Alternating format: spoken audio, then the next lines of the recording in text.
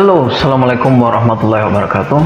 Teman-teman YouTube semua yang saya hormati, hari ini saya mau ngebacot tentang sebuah minuman, sebuah benda yang begitu dikenal di seluruh dunia dan sudah ada pada zaman-zaman dahulu ya. Teman-teman lihat tadi kan saya baru seruput kopi, dan tema yang akan saya bahas pada hari ini adalah sejarah tentang kopi, juga negara-negara di dunia ini yang penduduknya paling banyak mengkonsumsi kopi. Sebelum saya lanjut untuk membahas, saya putar dulu intro dari channel saya, Pemikir Ulung. Baik teman-teman semua yang saya hormati, kopi itu paling awal ditemukan di negara Afrika Selatan, yakni di kota Abyssinia. Tak banyak orang yang membukukan, yang menulis literasi tentang pemanfaatan atau budidaya kopi di daerah tersebut.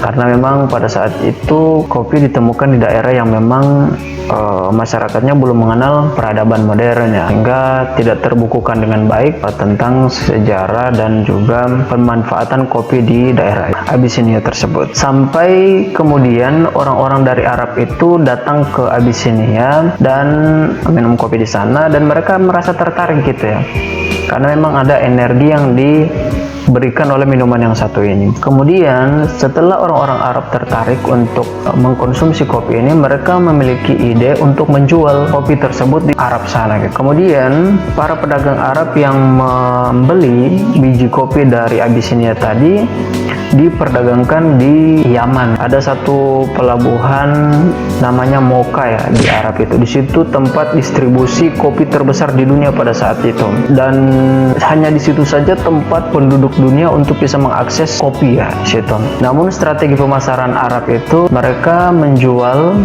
kopi dalam keadaan sudah dimasak supaya tidak bisa ditanam di daerah-daerah lain di belahan dunia ini gitu. Namun pada abad ke-16, orang-orang Eropa, khususnya Belanda ya, dia mendapatkan bibit-bibit kopi dari Arab gitu, terus dibawa ke daerah mereka masing-masing untuk ditanam. Begitu juga dengan orang-orang India.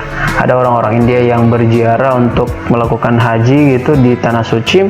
Mereka membeli biji-bijian kopi untuk ditanam. Misalnya di India itu bagian selatan ada namanya kota Chikmagalur ya, di daerah selatan India. Di situ ada salah satu peziarah yang membawa kopi dan ditanam di sana, dan berhasil ternyata. Upaya orang-orang untuk memonopoli komoditas kopi di pasaran dunia itu akhirnya jebol juga ya. Akhirnya secara perlahan masyarakat dunia bisa menanam sendiri. Walaupun pada awal-awal orang-orang Belanda itu membeli bibit kopi dari Arab, kemudian ditanam di daerahnya masing-masing di Amsterdam dan lain sebagainya, ternyata kopi nggak bisa tumbuh di sana. Alasannya kenapa? Karena memang iklimnya yang berbeda gitu ya, nggak bisa tumbuh di daerah-daerah yang dingin ya. Dan dalam beberapa tahun itu, 1600 ke bawah itu, Arab menguasai perdagangan kopi di dunia. Tidak ada satupun negara yang mampu melawan. Tetapi setelah Belanda membaca peluang kopi yang begitu besar dan nggak mampu menanam kopi di daerahnya masing-masing, mereka memiliki ide untuk menanam kopi-kopi di negara-negara jajahannya gitu. Siapa saja negara yang dijajah sama Belanda, ya termasuk kita Indonesia gitu ya. Kopi ditanam di negara kita gitu, dan terutama di Pulau Jawa sana, dan menghasilkan gitu. Memang pada awal-awal penanaman kopi nggak berhasil karena memang diserang sama hama ya, jadi mati, dan kemudian diganti sama kopi Arabica, itu bisa tumbuh di Indonesia dan tahan terhadap hama apapun gitu. Sekian lama Arab menguasai perdagangan kopi dunia, akhirnya Belanda mampu menggeser posisi Arab dari penyuplai utama kopi dunia, dan Indonesia merupakan backingan Belanda pada saat itu ya, yang menghasilkan ribuan ton kopi ya yang diekspor ke pasaran dunia. Jadi kita memiliki andil penting pada saat itu. Tetapi anehnya kita menjadi penanam, kemudian yang panen juga kita, tetapi kita juga yang jual, tapi kita kok masih miskin pada saat itu ya. Heran ya. Iyalah, karena kita sistem rodi. Pada saat rodi itu berarti kita disuruh kerja secara paksa, kerja menanam, kemudian mereka yang terima, yang menuai hasilnya gitu, kita dapat capeknya doang gitu ya. Benar-benar sulit kehidupan pada saat itu ya. Saking sulitnya saya pengen minum kopi dulu. Lanjut teman-teman, kita kalau bercerita soal kopi itu nggak bisa dipisahkan dari dua cerita legenda ya, ditemukannya kopi. Legenda itu berarti ibaratnya kita bilang konon gitu ya, konon ya. Ada dua cerita utama dalam legenda perkopian di dunia ini.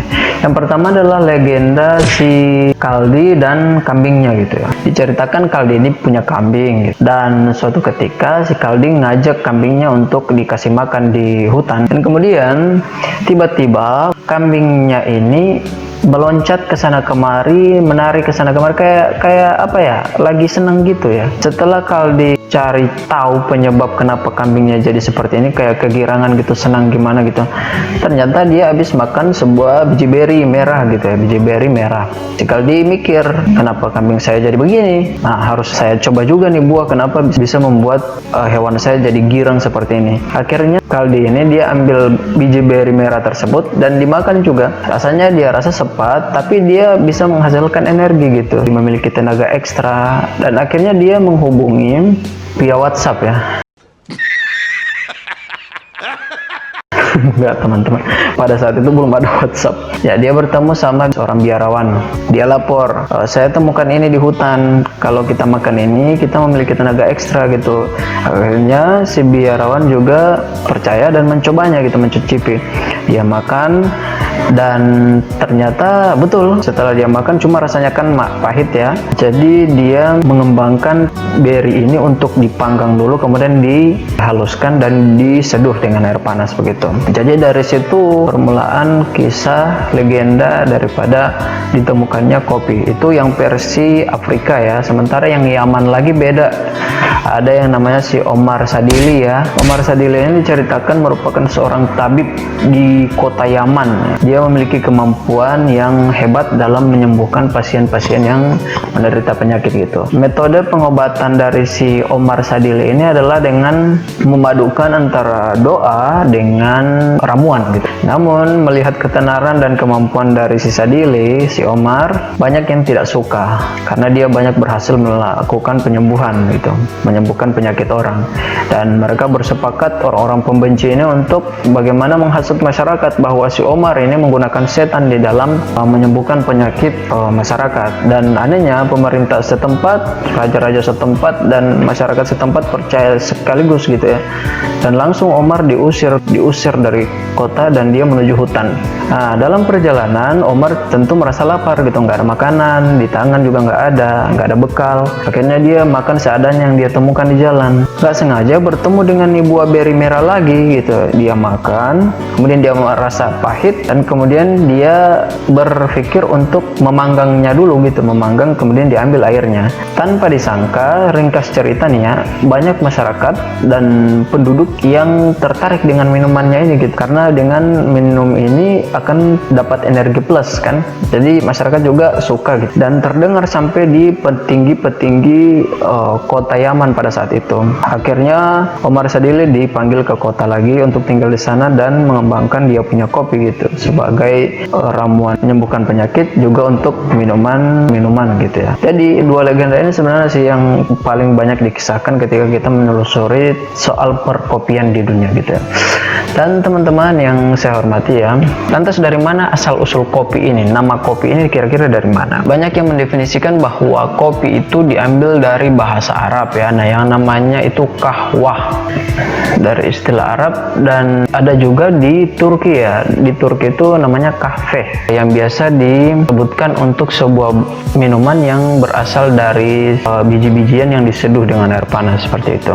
Jadi menurut William Ukers itu dalam simposium kata kopi pada tahun 1909 menghasilkan suatu kesepakatan bahwa istilah kopi itu dia dari bahasa Arab ya, seperti kahweh tadi. Dan kemudian dari situlah berkembang ke negara-negara Eropa seperti di Inggris jadi coffee dan lain sebagainya. Itu disadur dari bahasa Arab tadi. Nah, sekarang teman-teman, kira-kira negara mana saja dengan penikmat kopi terbanyak di dunia gitu ya? Yang ada di posisi pertama itu adalah Finlandia ya. Jadi orang-orang Finlandia itulah rata-rata tiap hari itu bisa menghabis 5 gelas kopi per hari gitu ya. Sementara di urutan kedua ada ada Washington, yang mereka setiap orang rata-rata itu menghabiskan atau mengalokasikan uang sekitar 600.000 rupiah tiap bulannya hanya untuk minum kopi. Kemudian Belanda, Amsterdam, situ rata-rata setiap orang menghabiskan 3 gelas kopi dalam sehari. Kemudian negara selanjutnya di Jepang. Di Jepang itu rata-rata orang menghabiskan 11 sampai 13 gelas dalam seminggu ya. Jadi itu saja sih informasi teman-teman yang bisa saya sampaikan. Memang pembicaraan tentang kopi ini benar-benar bagus ya. Jadi semoga teman-teman menonton video ini cepat bosan ya.